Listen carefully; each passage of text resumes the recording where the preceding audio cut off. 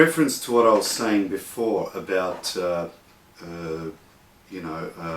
having a classical voice or a poppy or rock voice, and this confusion amongst teachers and people in the industry about categorizing us.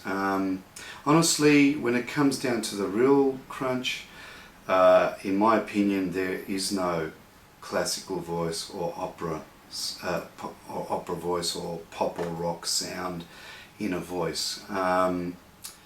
It's true that some voice types are more suited to one style than another, but there's definitely, it's got to do with how a person feels the music and the style they're singing in and how they express it. Some people have a certain accent.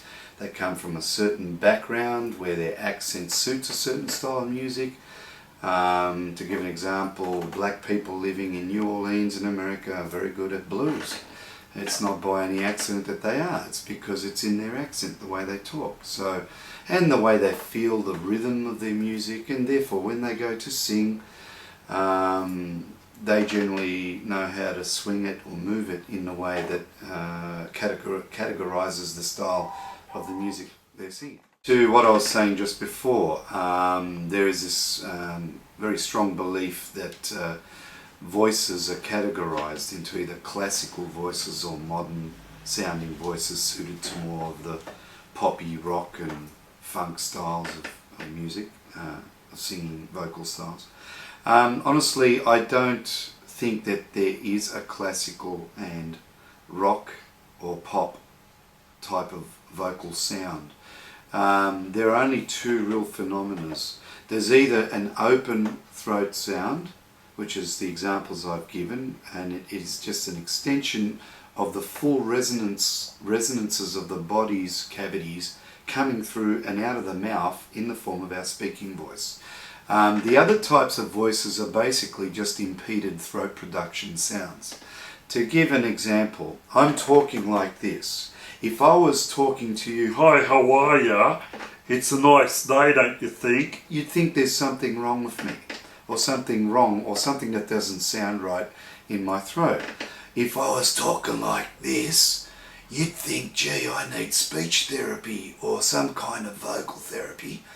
And if I'm talking like that, that's just basically full-on pressure on the vocal cord and the ligaments and everything around in the larynx, which is an area we shouldn't be touching when we vocalize our voice, whether it's in speech or in singing. And then you got really deep, husky and croaky sort of sounds, which are just indications of air escaping through the gap between our vocal cords known as the glottis, and a lot of rubbing and scrubbing on muscles around those vocal folds and putting heaps of pressure. And what is the most common problem in vocalization or phonation of the voice is when we get air pressure, which I don't know if you know, but we actually phonate on carbon dioxide coming out of the lungs and out of our throat and in the form of voice. And it's the human will that triggers the vibrations in our larynx to turn it into voice. Otherwise, if I don't want to speak and my will says no, I just want to breathe, the vocal cords were still.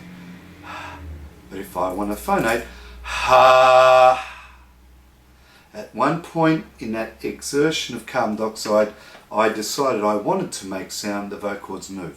So through the God-given will, which was a gift given to us, we can move our voice, or we can not move it and leave our vocal cords in open position, which I call home position.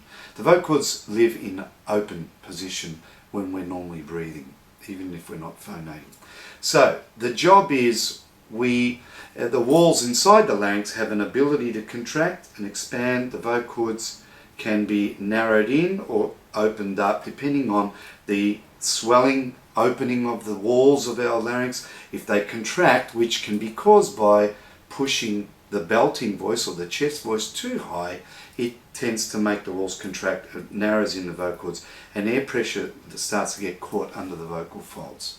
And then we get that very heavy, ballish, lumpy feeling under our vocal cords as we're heading past the passaggio, which is a bridge area where registers meet and are meant to mould through each other and continue the notes higher. Some throats lock and get very tightly caught with air pressure under the vocal cords, causing impediments in the open canal system of the throat. So I'm getting a bit deep and scientific about this explanation. I hope you can follow me. But the real cause, as I said, is that you've got the natural open sound, and then you got the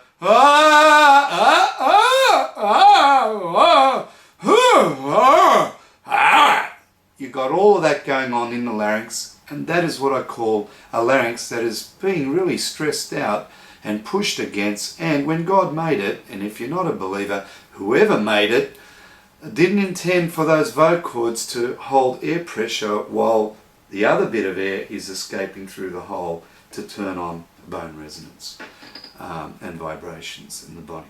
Okay, so in a nutshell, I've tried to explain something very tricky and difficult in very simple terminology. So there is only the open throat sound, well, sits my baby, embrace me, my irreplaceable you. Or there's the embrace me, or that kind of production which we don't want.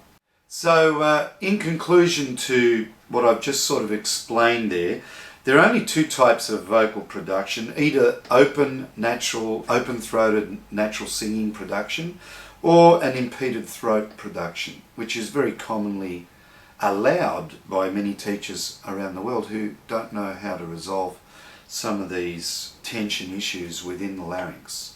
Everyone tends to talk about breathing whenever there's a problem in a voice, and I always tend to attribute that most of the problems happen in here than in the breathing. So if you fix the focusing action of the folds, when the vocal cords are too far apart, you get breath escape in the tone. When there's breath escape, the lungs are depleting very quickly, the diaphragm's moving too high up into the chest, the muscles down below, which are the supporting muscles, the abdominal and back muscles, then start to collapse. So there's a collapse in the breathing, and I wouldn't attribute that the problem starts at the breathing. I think most sing teachers fail to address the issue inside the larynx.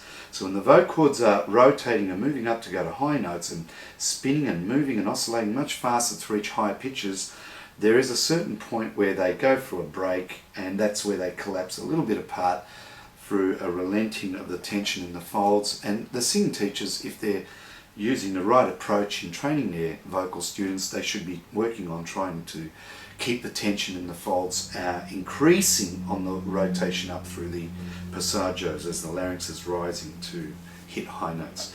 Now, I will conclude, as I said, in conclusion to my entire discussion, there should be no classical or modern voice.